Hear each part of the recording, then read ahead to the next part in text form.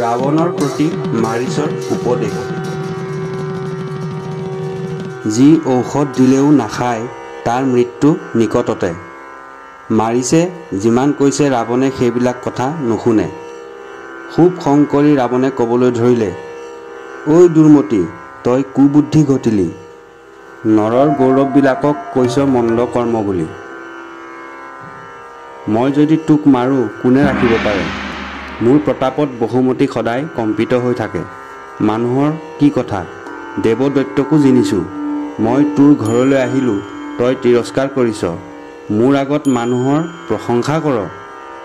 ৰাম বল বুদ্ধিহীন নৰজাতি, নিশাচৰ কুলত থাকি তই অখ্যাতি কৰিলি।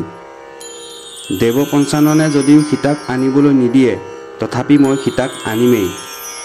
তই ৰামক প্ৰবঞ্চনা কৰি দূৰলৈ লৈ যা। শূন্য ঘৰ পাই মই সীতাক হৰণ কৰি লৈ আহিম। মোৰ সৈতেহে যাবি, তোৰ কিহৰ ভয়? মই নিশ্চয় কৰি কৈছোঁ, যুদ্ধ নকৰোঁ। ৰাৱণৰ কথা শুনি মাৰিছে ক'লে, হে ৰাৱণ, তুমি ইয়াৰ আগতে বহুত নাৰী হৰণ কৰি আনি নিস্তাৰ পাইছা, কিন্তু এইবাৰ হৰণ কৰিলে তুমি নিস্তাৰ নাপাবা।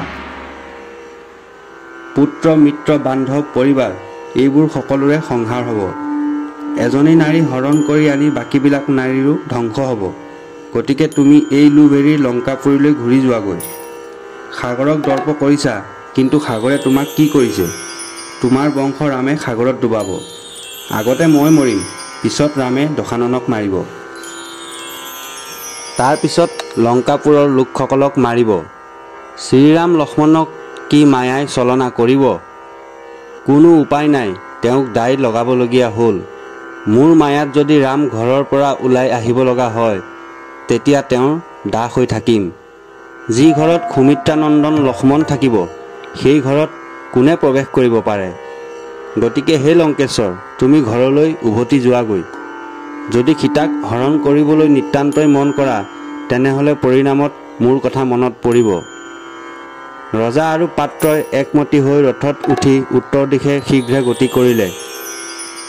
হে সুধীসকল, তোমালোকে চোৱাচোন, সাধু সন্তসকলৰ সু উপদেশো বিধাতাৰ পাশত বন্দী হৈ প্ৰাণীসকলে নামানি নানান জীয়াটো ভোগে।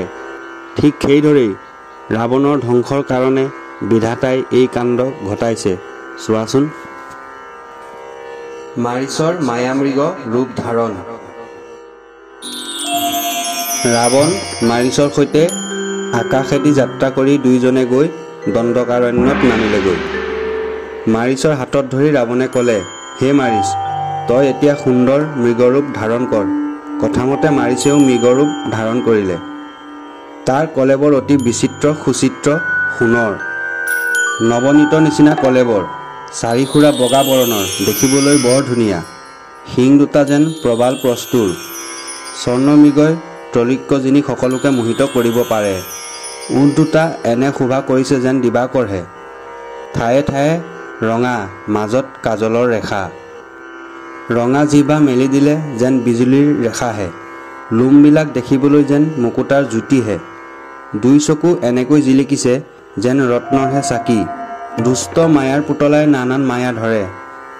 তাক দেখিবলৈ এনে লাগিছে যেন তাত ৰত্নৰ কিৰণ নাই, শোভিত বিজুলীহে। মৃগৰূপত মোহিত হৈ ৰাৱণেও হাঁহিছে।